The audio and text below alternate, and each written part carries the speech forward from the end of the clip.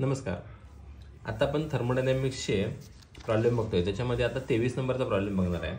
याच्यामध्ये काय सांगितले, 3 mole of ideal gas absorb 20.92 kilojoule of enthalpy. म्हणजे आपण वर्क डन कन्सिडर करायचा.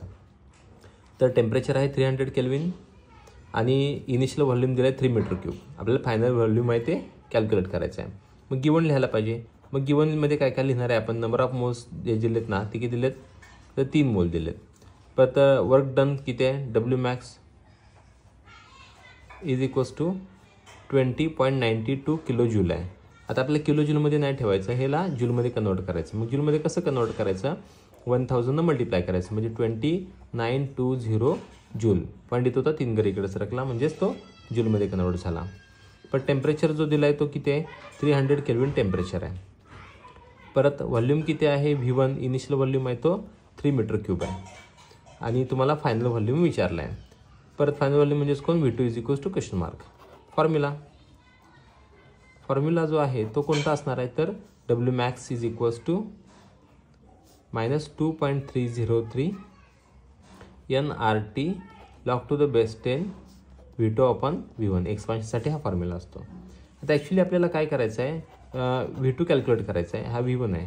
V2 कॅल्क्युलेट करायचं म्हटलं तर हे एका बाजूला घेऊया, हे सगळं एका बाजूला घ्यायचं. म्हणजे काय होणार बघा बरं, log to the base 10 V2 upon V1 is equals to W max. Actually work done by the system on the surrounding असल्यामुळे हा मायनस येईल, हा मायनस आणि हा मायनस कॅन्सल होणार आहे. 2.303 NRT. आता सगळ्या व्हॅल्यूज पुट करूया. Log to the base 10 V2 माहीत नाही आपल्याला, पण V1 माहिती आहे 3 आहे. परत डब्ल्यू मॅक्स किती आहे, तर 20920. 2.303 यांची किंमत 3 आहे. R 8.314 into 300. आता 300 इंटू 3 किती होतं, 900 होतं. हे आपल्याला सोपं पडेल किंवा लॉग टेबलने केलं तरी चालेल, काय हरकत नाही. Log to the base 10 V2 upon 3 is equals to 20920. 2.303 into 3 into 300 किती होते, 900 इंटू 8.314. आता आपल्याला लॉग टेबलने सॉल्व करून घ्यायचं आहे. मग लॉग टेबलने सॉल्व करून घ्यायसाठी आपल्याला काय करावं लागेल, तर लॉग बघावं लागेल. मग आता काय करूया, सुरुवात करूया. या तिघांची लॉगची सम करून घेऊया पहिल्यांदा. मग तिघांची लॉगची सम किती येते बघूया. इथं जागा नाही, मी इथून स्टार्ट करतो. 0.3623 हा लॉग याचा आहे. परत 900चा लॉग किती आहे, तर 2.9542 आहे. प्लस याचा लॉग किती आहे, 0.9198. ह्या सगळ्यांची काय करावं लागेल, सम करावं लागेल. का सम करायचं, तर मल्टिप्लिकेशन आहे म्हणजे सम करावे लागते. याची सम येते ती 3632.4 याची सम आली.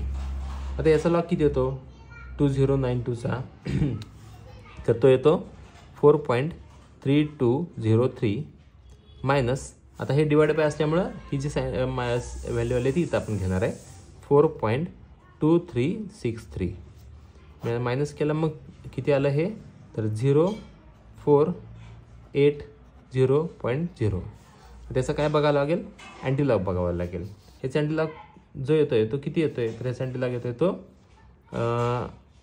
1213 आणि 0 असल्यामुळं 1.2 येईल. म्हणजे हे जे हे सर्कल केलेली व्हॅल्यू, हे जे आहे ना इक्वेशन, ह्याची जी व्हॅल्यू आहे ना ती किती येते, log to the base 10 V2 upon 3 is equals to 1.213 ही व्हॅल्यू आली. आता काय करायचं आपल्याला, V2 upon 3 is equals to log इकडून इकडं आला की बनतो अँटीलॉग. मग याचा अँटीलॉग अजून एकदा बघायचा, 1.213चा अँटीलॉग बघायचा. मग तो अँटीलॉग बघत असताना मग तो अँटीलॉग किती येतोय, तर त्याचा अँटीलॉग येतोय V2 upon 3 is equals to, ह्याचा अँटीलॉग येतो तो 1633. 1 पॉईंट असल्यामुळे 16.33 येतोय. मग आता पुढं काय करतोय आपण, हा 3 डिवाइड आहे इकडे मल्टिप्लाय होतो. मग V2 is equals to 16.33 into 3. म्हणजे 3 डिवाइड केल्यानंतर V2 जो येईल तो किती येतोय, तर 3 त्रिक 9, 3 त्रिक 9, पॉईंट 6 त्रिक 18, 8 4 1, 3 3 आणि 1 4, 48.99 मीटर क्यूब. आता मीटर क्यूब कसं, तर V1चं युनिट काय बघा बरं, मीटर क्यूब आहे. तर ऑब्व्हियसली V2 पण हा मीटर क्यूबमध्ये येणार आहे.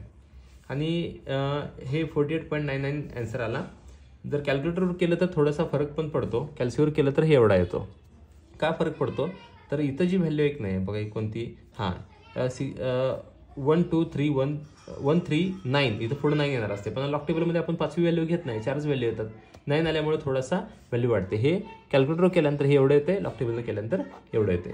अजून एक इथं हा डब्ल्यू मॅक्स मायनस घ्यायचा, एक्सपान्शन आहे ना, मग डब्ल्यू मॅक्स मायनस घ्यायचा आणि या फॉर्म्युल्यामधला हा मायनस म्हणजे हा मायनस आणि हा मायनस कॅन्सल होते, त्यामुळे इथं मायनस तुम्हाला पुढे दिसलेलं नाही आहे. आपण आता या प्रॉब्लेममध्ये V2 कॅल्क्युलेट केला. थँक्यू.